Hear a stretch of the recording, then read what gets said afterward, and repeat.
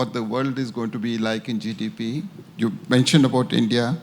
Now, in this journey of India's growth for the next 3-4 years, and I'm not going beyond 3 to 4 years, do you see challenges in our measures where we are looking at GDP alone and not GDP per capita?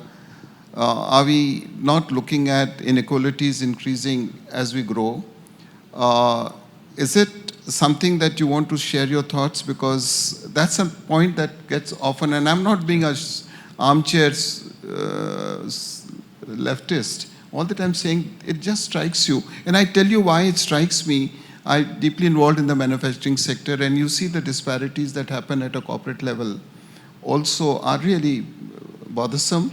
And that's something which maybe your thoughts, because that's something which we all need to be cognizant of. So your question, Pradeep, is the right question. It applies at 3 levels, right? Overall GDP, GDP per capita, and equity in terms of overall growth rates.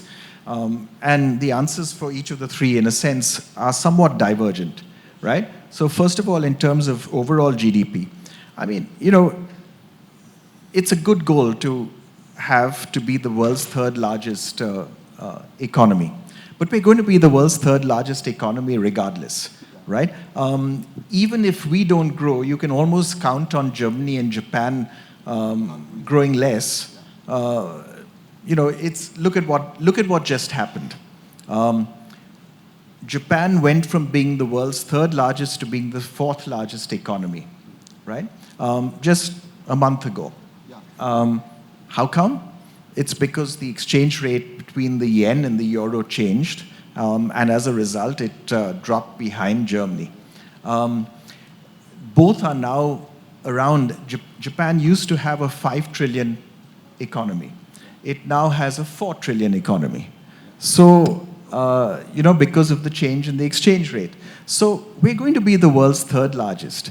I don't think that's an achievement, right? Improving our per capita GDP, that's an achievement. We've grown our per capita GDP from roughly $300 a head in 1991 to now over $2,000 a head in 2023. That's an achievement because it means that there's so much more wealth to spread around 1.4 billion people. So I think per capita GDP is a much better metric than overall GDP. If you have to go overall GDP, then there's only one country you can compare with, which is China, because they also have 1.4 billion people. And we should compare overall GDP with China. And China is still 5 times our size, so that's the gap we have to close, and that's the gap we can close, but over a 30-year period. That should be our aspiration. Join the conversation at Fair Observer and subscribe to our YouTube channel.